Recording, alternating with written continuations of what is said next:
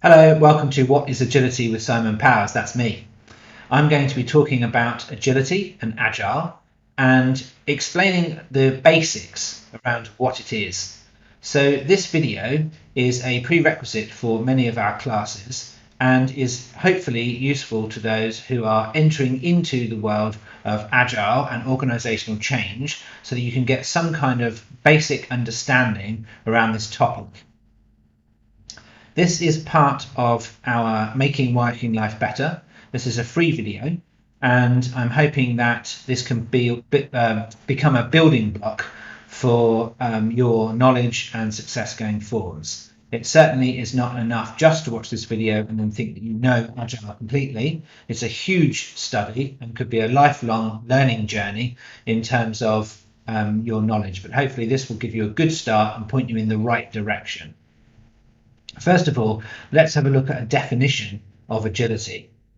So, agile is not defined by any of the frameworks or any of the specific. So, let's have a look at the definition of agility. So, this is my definition, and I've got a very enterprise or whole organization perspective. So, if you're looking at teams and things like that, then you may have a slightly different definition. It may be a smaller definition, but ideally you'd want to go as broad and wide as possible, because if you just look at teams, if you're just looking at building from the ground up, sooner or later you're going to hit a ceiling, and the value or the outcomes that you're looking for in terms of agile for your organization are going to be very limited. So this is a much broader scope of agility for the whole enterprise.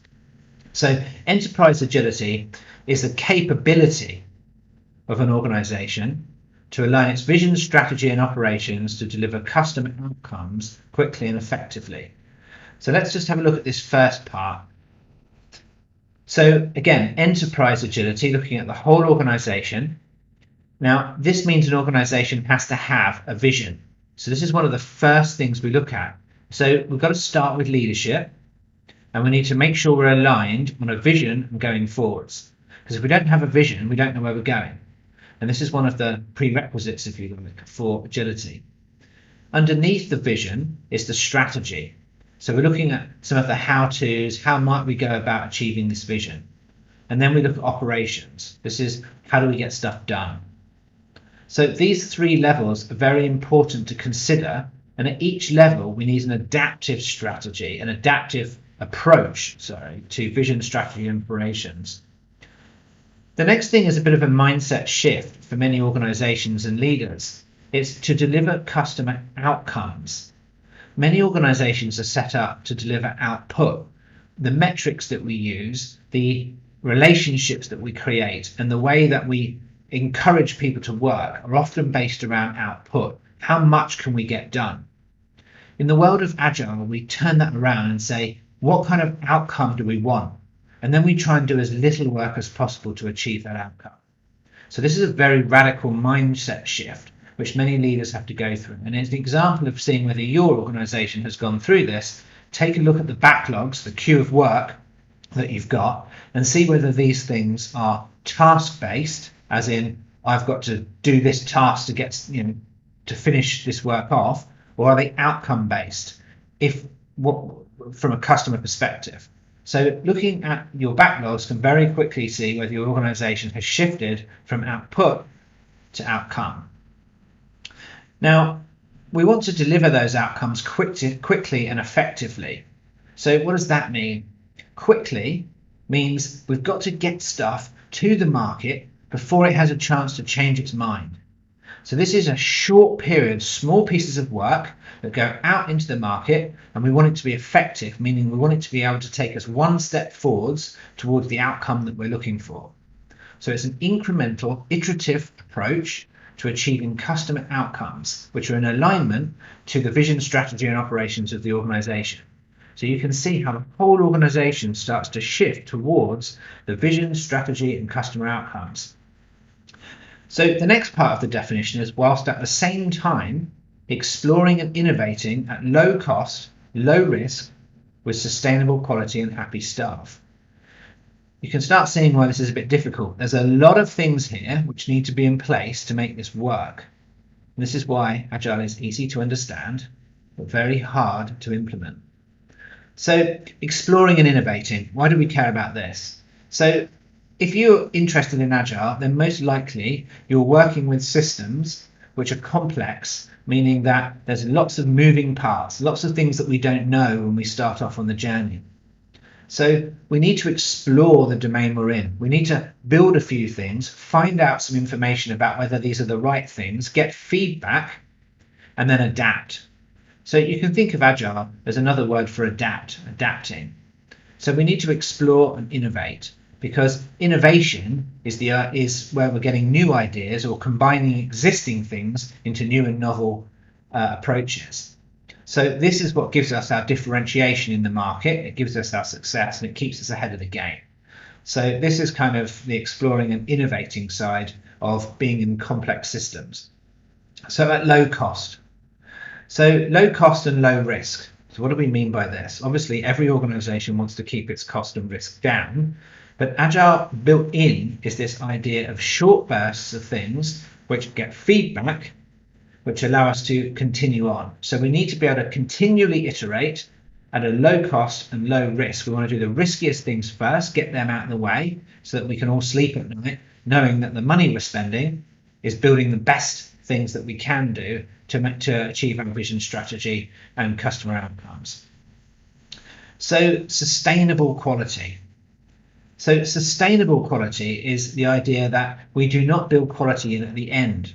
Quality is built in all the time. Every increment that goes out to customers, every piece of feedback, every piece of work that we do has quality built in, appropriate quality for the context that you're in. Sustainable means that we are not burning out people to achieve this. So the idea of measuring how long something's going to take has to include the quality part in a sustainable way. So the idea of the old systems where we do all the quality or testing at the end was not sustainable, because it meant that we would often have loads of bugs, loads of issues, loads of things that happen at the end, and then we all work weekends and evenings to get stuff done before the deadline. So that's not sustainable, and that's not going to work when we're doing lots of iterative development. Happier staff.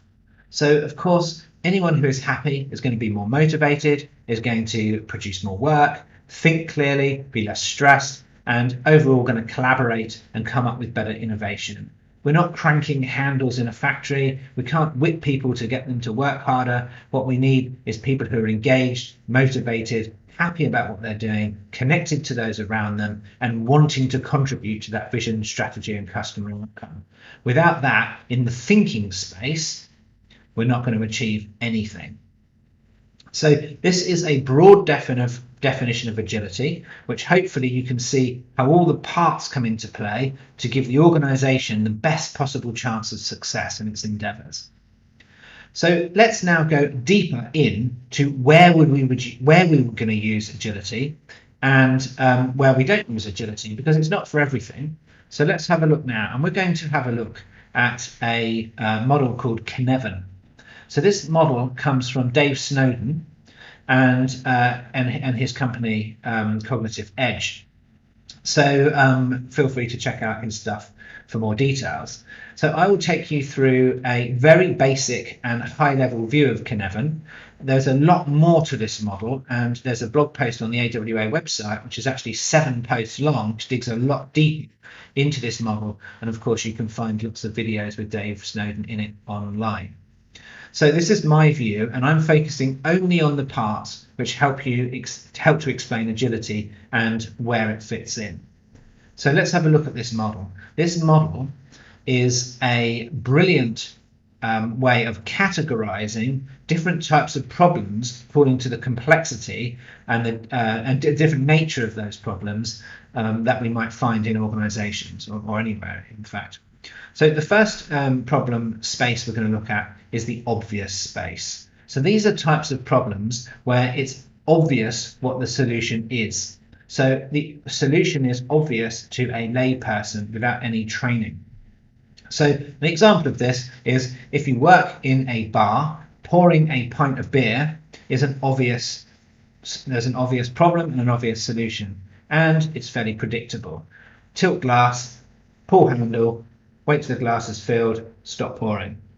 It's pretty straightforward.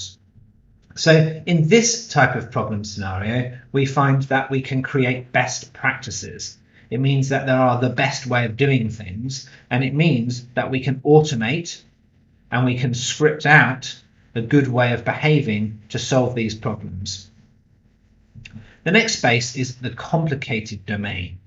So complicated problems are very similar to obvious problems, except now we need some kind of expert or specialist knowledge to be able to solve this problem. So an example of this would be fitting a new pump in a bar. So if, for example, we want to plumb in that pump in my pub, then I am going to need to know about piping length, pressure, cleaning fluids. I'm going to need to know the pump size, and there's a whole load of other stuff. And to be honest, I haven't got a clue about any of those things. I'm going to need an expert to come in to help me plumb this bar. Now, someone who's done this many, many times before is going to have a good way of being able to plumb this in. If I hire 3 different experts for the same job, they may have different ways of doing it, which is fine, but they all know how to do it. So in this space, we can say that we have good practices, ones that work, and maybe ones that don't, but it's the good practices which we're looking for, and this can be designed by an expert. So typically in our organizations, what we do is to get the best out of complicated problems, we want to group people together. People get grouped together by their skill set, their job role, because then they can bounce ideas off each other and they can come up with better, good practices by being in the same space as each other.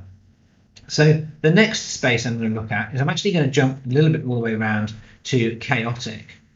So chaotic down here in the bottom left-hand side is where we have to, where things are out of control and we don't really know what's going on.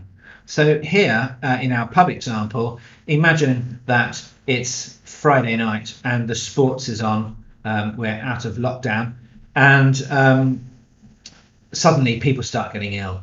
And it's not because they've drunk too much. Somewhere something's gone wrong. Maybe one of the taps has got some cleaning fluids in it, or maybe there's some, people are starting to be ill in the pub.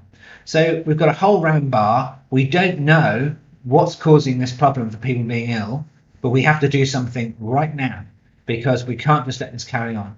So an example of operating in the chaotic space is that we are immediately acting. We stop pouring all the drinks. We analyze quickly, as fast as we can, what the problem is. We solve that problem, and then we can move back to one of the other domains. So in this space, we look for novel practice. So these are things which, we've not seen before. We don't know what's going on. These are new things. So in this space, we can create innovation by having a disaster recovery team who are working on solving that problem, perhaps swarming on the problem. And we could have a team alongside them to learn about what's going on, to create novel practice, which then hopefully will avoid chaotic situations in the future. The next section is this top left-hand side, and this is where really Agile and the iterative thinking comes in. So this is in the complex domain, or complex adaptive problems. So typically in this type of problem, this is where by the very nature of working on the problem, we change the nature of the problem itself. So things in this zone become non-predictive. So an example of this is running the business. So if I am running the business in the pub, then the whole nature of that business becomes unpredictable. If someone opens up a pub next door or down the road or a restaurant or some other thing, things are going to compete with me. And I didn't know that beforehand. An example of creating a menu. I've matched certain wines with certain foods, and perhaps I get a chef in to solve the complicated problem of cooking. But I want to see at certain times of the year whether this combination works with the customers that I have.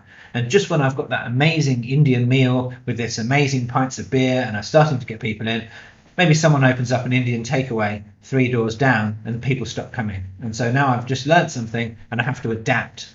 So in this space, the best way of dealing with complex problems in organizations is where we have everybody on hand to solve the problem in one team, and we get them to work together so that they can solve the problems in an iterative way.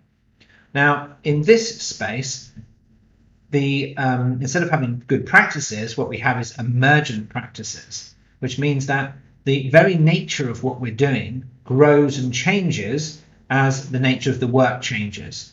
So if you have come across Agile even a little bit before, you've probably heard of the retrospective. A retrospective is a meeting built into Agile processes so that we can change the process itself as we go along. So complex adaptive space is where we have groups of people, cross-functional teams, working together to experiment, meaning we want to see what's going on in the world, we sense, and we look to see whether we can do something towards our outcomes. We get feedback, and then we learn and we adapt based upon the feedback that we've got. So let's have a quick look at, again, just around this model in terms of the different types of approaches to solve these different types of problems. So obvious problems: sense, categorize, respond. So another example would be writing automated user tests. So in software, for example, it is very good. It's pretty much standard practice with any development now to write tests before we begin. You sense what's going on, you categorize those things, and you just want to automate things, right? So complicated. Here we want to sense, analyze, and respond. So we need to that analysis. So this is the old waterfall methodology. We figure out what's going on, we get some business analysis, we analyze all of the features, what the customer wants, and then we respond by building something. So next we have a look in the chaotic space. Here we need to act immediately to get us out of this. We sense and we respond. So another example here might be the web server goes down. We're not unable to take payments on our business. So here we need to act. So typically we might swarm around. We get the database engineers, we get the network engineers, we get the software engineers, we get the customer service people, and we figure out what it is that's going on. And quickly people drop away until someone finds the issue. Then we respond by fixing that issue, and we move back into one of the other domains. The complex space is here we probe. So this is doing the shape of experiments. We have a hypothesis. If we do this, then we reckon we're going to get this. And then we do the work and we sense to see whether that was true. If it is true, we do more of it. If it wasn't true, we try something else. And this is the probe, sense, respond model of experimentation, iterative design with a cross-functional team. And it's complex adaptive problems, which pretty much is all software delivery, most businesses. Anywhere you have any type of complexity or growing complexity, but shrinking delivery times, then you're entering into the complex adaptive space. So everything from pharmaceuticals, chemicals, automotive industry, charities, banking, all of these different industries, public sector. In all of these cases, we're getting a larger and larger set of complexity with smaller and smaller delivery times, means that we need to start working with complex adaptive systems or agile ways of working. Okay, so the middle section here is called disorder. So in the sense of, from an agile perspective, what happens is that if we don't know what problem space we're in, we default back to from where we are. So typically, if you don't know where you are, then this is called, we're pretty much in disorder. And what we do is we are moving into the space in which we know best. So an example of this is organizations for the last 100 years have mostly been solving complicated problems. And what we do in organizations is we create silos. We silo everybody off into sales, marketing, IT, the business, all these different silos, because that was what it took to solve complicated problems. And when we don't know that we're in complex space, that we need to create cross-functional teams with all of those different people in a single team, then what happens is we default back to what we know best in the complicated space. Now, another example is with me. So I'm very much used to dealing with the complex space. That's what I know best. I'm happy in this sense of not knowing where I'm going or what I'm doing and iteratively experimenting to get to the right place. And so when I came to build my garden shed, I built it from the ground up. I measured everything and I started building, and then I didn't quite look a bit. So I took bits down and I recreated it, and slowly, iteratively, I built my shed using complex adaptive systems. And it took about 9 months and cost me several £1,000s. Very expensive way to build a building. Not the best model. So really, I would have been much better off using an expert or learning that stuff myself, becoming an expert in the complicated zone, planning everything out, creating an architectural drawing, and then building the thing with minimal amount of materials. I would have certainly saved a lot of money and time. So having the right type of approach to the right type of problem is really key. And analysing when Agile is the right space, i.e. in the complex adaptive zone, versus the wrong space when you've got very predictable and very easy to plan systems. So on the right hand side we have predictable systems, and on the left hand side we have unpredictable systems. And this is one of the key understandings in terms of when to use Agile. Nearly all organizations are explicitly set up to solve the right hand side complicated or obvious problems or predictable systems, when actually most organizations are faced with unpredictable scenarios and marketplace or the world that they live in. And this is what Agile is. It's about restructuring the organization in order to solve complex problems instead of complicated problems. So let's go a bit further into Agile. And I'd like to introduce you to the next model, which is the Agile Onion. So the Agile Onion is a great model for deciding or working out the different layers of agility. And the important part here is that the mindset is on the outside. So many people, when they first get into this topic, try to invert this Agile Onion and put mindset on the inside. That's incorrect, and it leads to all sorts of different challenges and problems which are very hard to overcome. Mindset, you must approach the mindset first. Don't try to do the practice and things and think the mindset will come. The mindset must come first, and we start with leadership. So the mindset here, you can think of this like a Venn diagram. The mindset is the largest and the most powerful thing that you can do in your Agile transformation. Changing the way that people relate to themselves, to the work, and each other and customers is the primary driver, which then allows you to restructure your practices and principles. Without that, you're just going to build the same old stuff again with different names. So here we have the mindset, which is the most powerful, but the most intangible. It's hard to see a mindset. So as we go down, we have values. So the further we go into the onion, the more visible but less powerful they are. Now values are still quite high up, so they're very powerful, but a bit less, they're slightly more visible than mindset, but still fairly intangible. And we'll talk about values in a minute. Principles are guiding or heuristics, which we can use to guide decision making and a general approach to organizational design. Practices are the actual things we do day to day, what meetings we have, what things we build, what artifacts we create. And tools and processes are the things that enable us to do everything else. For example, Jira, Zoom, Mirror or Mural, and all these other different things which we're now, which become more and more prevalent as we become more and more online. So I'd like to take you through these 5 different parts of Agile very briefly so that you can understand the whole picture.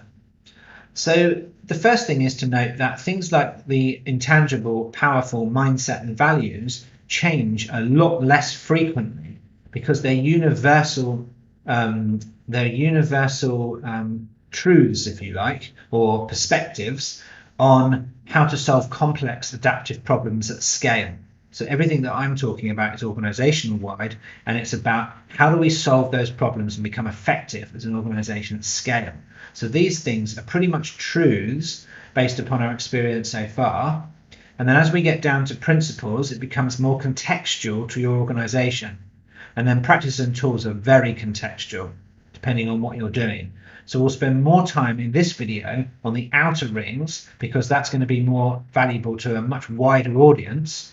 And then you spend more time on the inner rings when you've conquered the outer rings.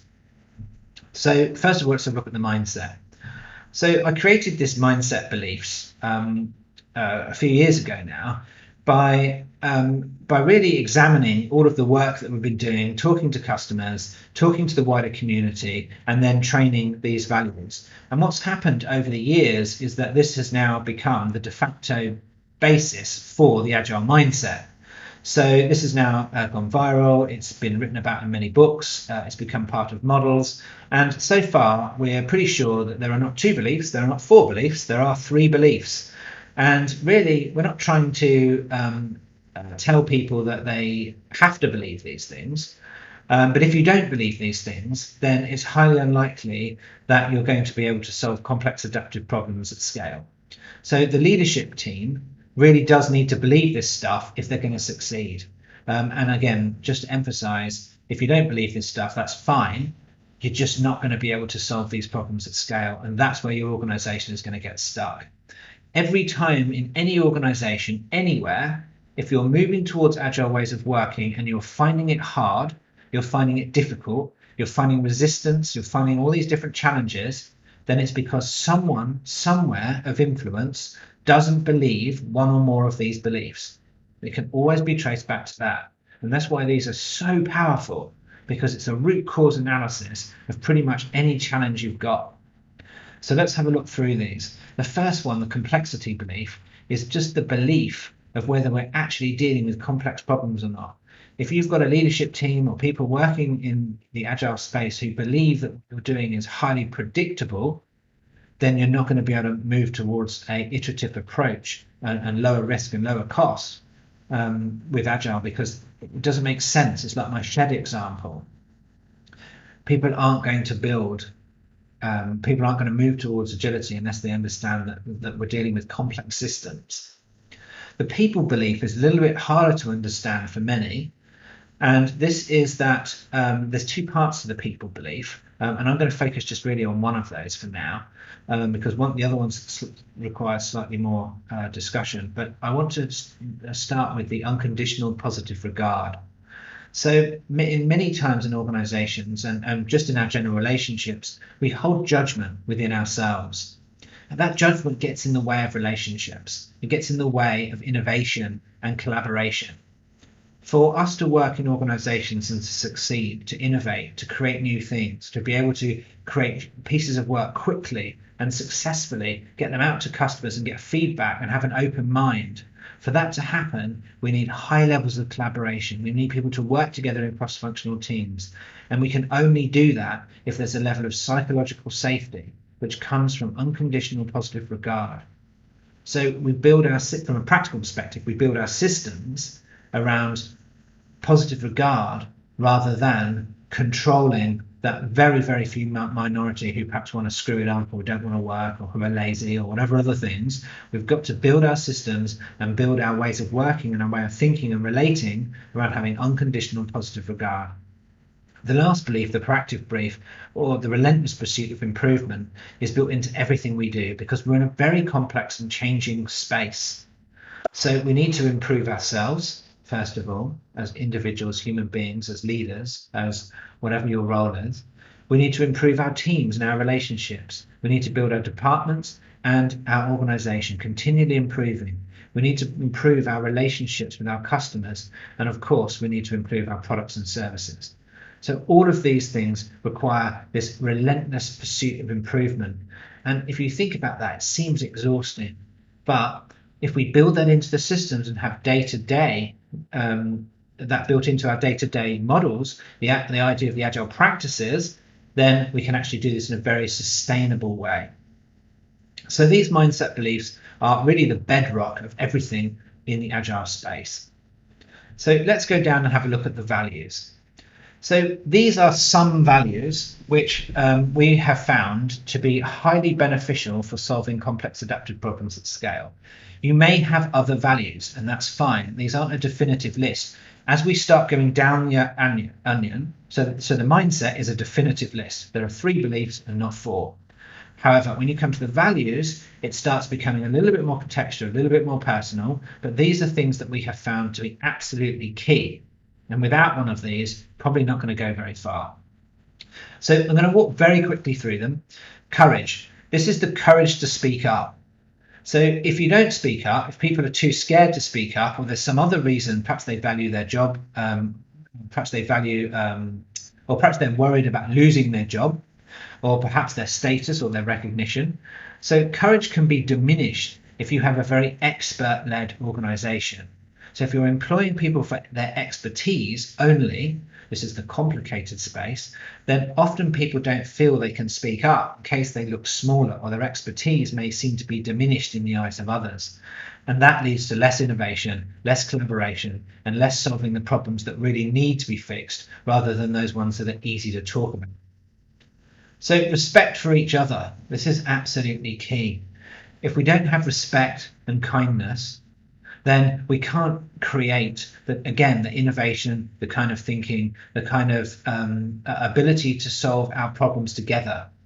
So different perspectives in the organization have different needs. If you talk to the finance team, they have a different need than the development team, which have a different need than HR.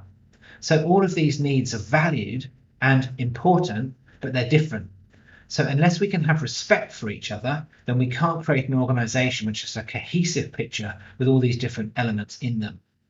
And this again goes the same as inclusion and diversity. So if we can't include everyone, then we miss out voices. And if we miss out the voices, we might just miss out one thing, which is going to be the next big innovation, the next big thing that's going to help us grow. And often, without inclusion and diversity, what we're actually doing is we're marginalizing people. And if we do that, you're going to get dissent, you're going to get resistance, and you're going to get people leaving. Equal voice. This is the value where each person has the right to speak, has the right to speak up. It doesn't mean to say that what they say is going to be actioned on, but at least people are being heard. What diminishes equal voice is very status-led organizations.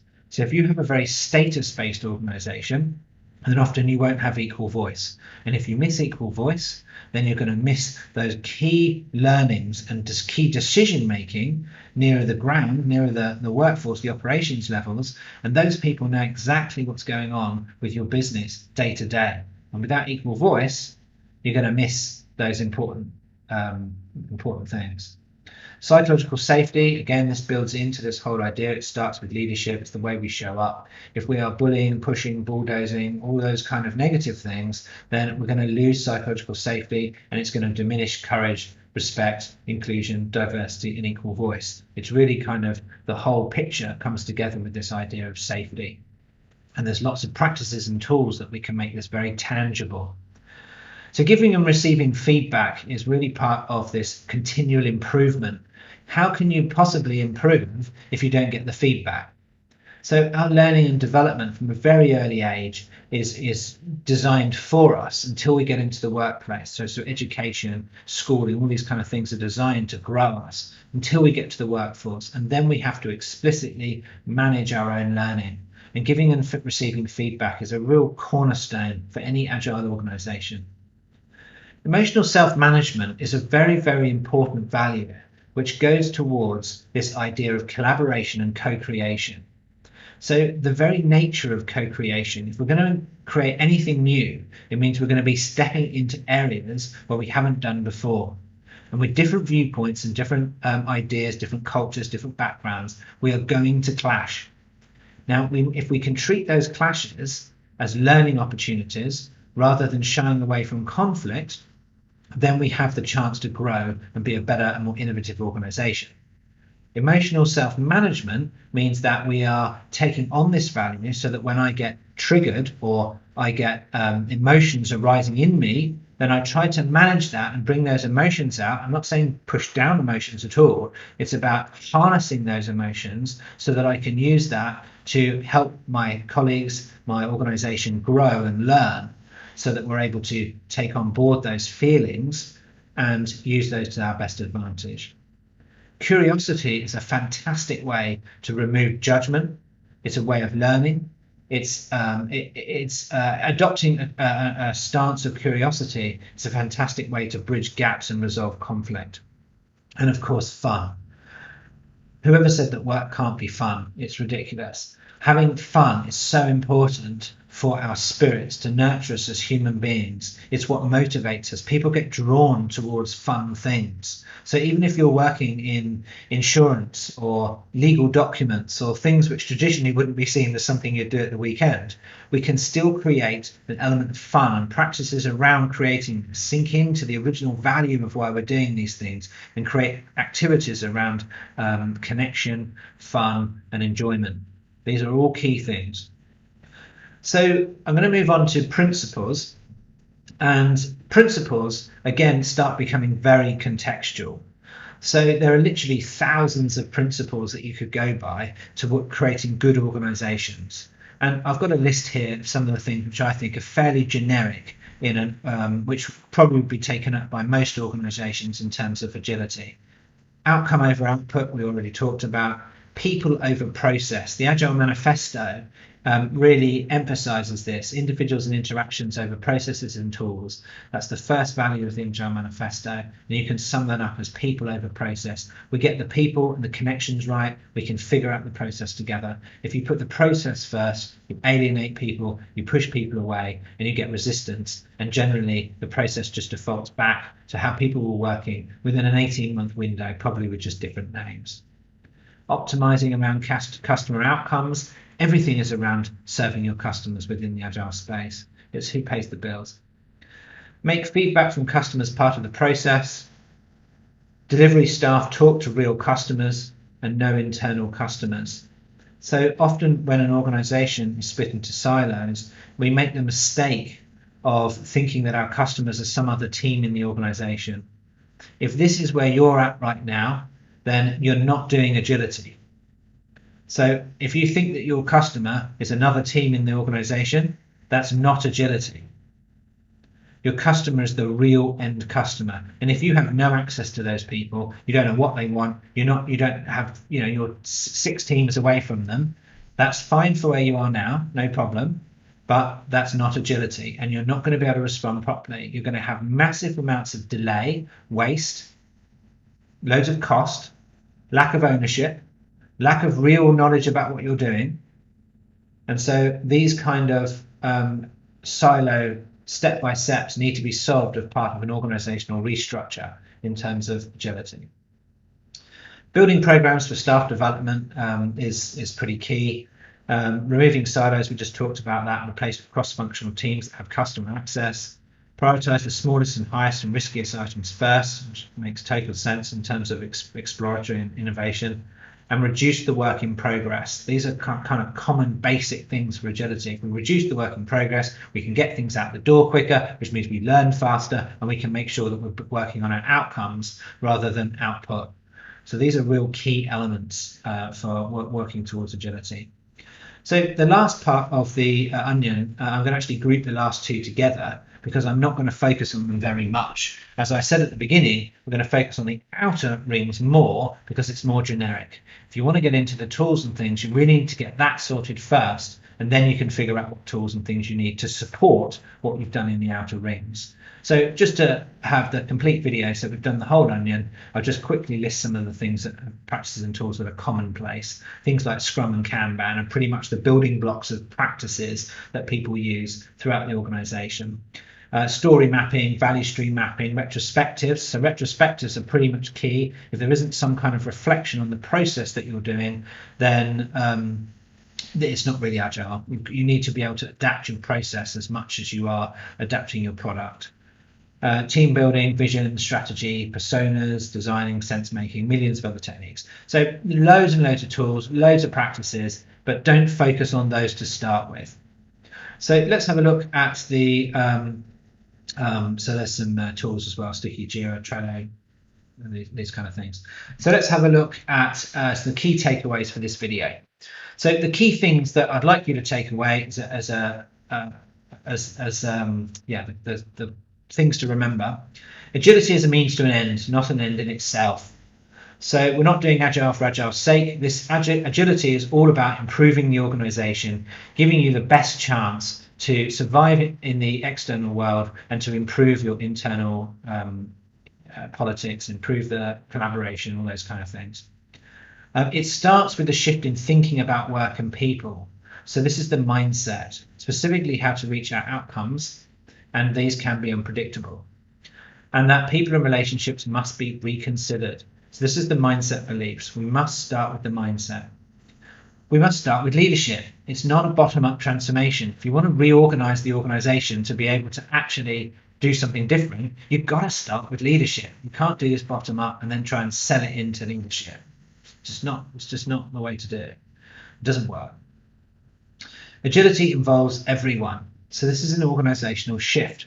And somewhere or another, if you're working in an organization that's moving towards agile ways of working, your work will be impacted. You will have to change something, almost certainly. Might not be much, but depending on where you are and what your role is, it does include everyone, which means we need to hear from everybody as part of the transformation.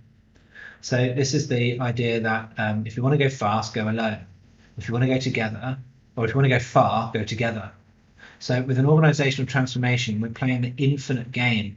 It's not about who wins in the business or in the organization. It's about maintaining this forever, being the best and ever continual growing organization, which means we need to go far, which means we need to go together.